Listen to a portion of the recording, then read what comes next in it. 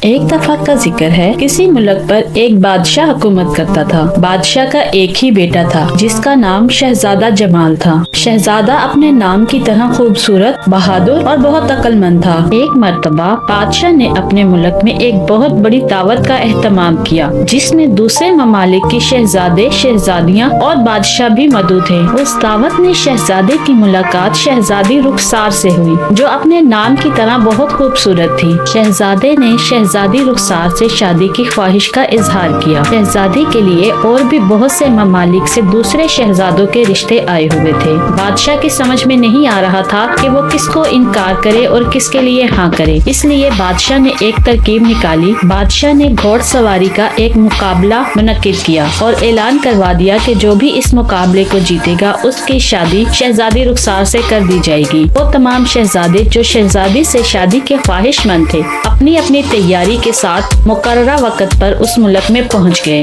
شہزادہ جمال بھی اپنے پسندیدہ گھوڑے کے ساتھ اس ملک میں پہنچ گیا۔ سب لوگ جانتے تھے کہ یہ مقابلہ شہزادہ جمال ہی جیتے گا، لیکن ایک اور ملک کا شہزادہ جس کا نام شہزادہ وارث تھا، وہ چاہتا تھا کہ شہزادہ یہ مقابلہ ہار جائے اور وہ جیت جائے۔ چونکہ وہ شہزادہ بہت مکار قسم کا شہزادہ تھا، اس لیے اس نے ایک منصوبہ بنایا۔ اس نے استبل سے شہزادے جمال کا گھوڑا اپنے ایک ملازم کے ذریعے راتوں رات غائب کروا دیا۔ اگلے دن جب شہزادہ جمال کو پتا چلا کہ اس کا پسندیدہ گھوڑا استبل سے غائب ہو چکا ہے تو وہ بہت زیادہ پریشان ہوا۔ اس کے ملازموں نے ہر طرف گھوڑا تلاش کرنے کی کوشش کی لیکن وہ ناکام رہے۔ شہزادہ بہت زیادہ پریشان تھا۔ بادشاہ نے کہا کہ اگر شہزادہ چاہے تو اس کے استبل سے کوئی اور گھوڑا لے سکتا ہے، لیکن شہزادہ چاہتا تھا کہ وہ اپنے اسی گھوڑے کے ساتھ مقابلے میں حصہ لے کیونکہ وہ شہزادہ جمال کا پسندیدہ گھوڑا تھا۔ لیکن جب شہزادے کا گھوڑا نہ ملا تو شہزادہ بہت زیادہ پریشان ہو گیا۔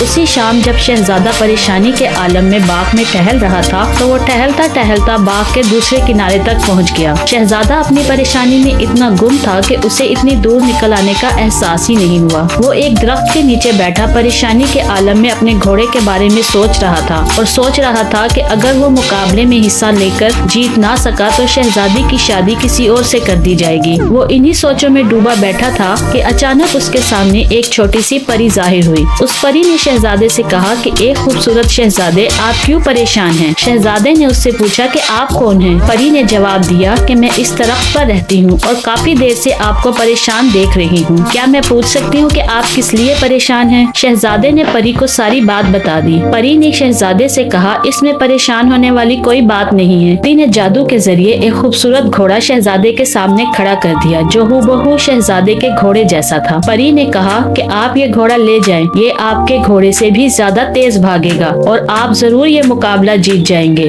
عقل مند شہزادہ اچھی پری کی باتیں سن کر بہت زیادہ خوش ہو گیا۔ اس نے وہ گھوڑا لیا اور واپس محل کی طرف آ گیا۔ مقابلہ شروع ہونے میں کچھ ہی ٹائم باقی تھا۔ شہزادہ وارث جانتا تھا کہ شہزادے کا گھوڑا نہ ملا تو وہ دوڑ میں حصہ لینے کے لیے میدان میں نہیں پہنچ سکے گا، لیکن جب شہزادے وارث نے شہزادے کو ایک اور خوبصورت گھوڑے کے ساتھ میدان میں آتے ہوئے دیکھا تو وہ بہت زیادہ پریشان ہو گیا۔ شہزادے کی آمد پر شہزادی اور بادشاہ بھی خوش ہو گئے۔ جیسے ہی مقابلہ شروع ہوا تو شہزادے کا گھوڑا سب سے آگے تھا۔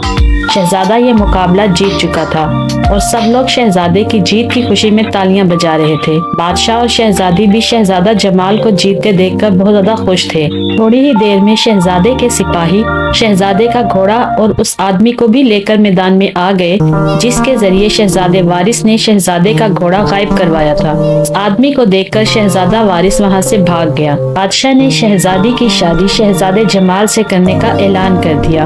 پورے ملک میں شہزادے کی جیت کی خوشیاں منائی گئی اور کچھ عرصے بعد شہزادہ جمال کی شادی شہزادی سے کر دی گئی اور وہ دونوں ہنسی خوشی زندگی گزارنے لگے۔